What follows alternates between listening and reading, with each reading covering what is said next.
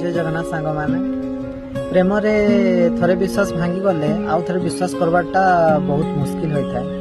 किंतु गोटे झील एमती थिला जे प्रेम रे थरे नुहे दुई दुई थर विश्वास करी दुई थर ता विश्वास भांगी गला ता प्रथम प्रेम गोटे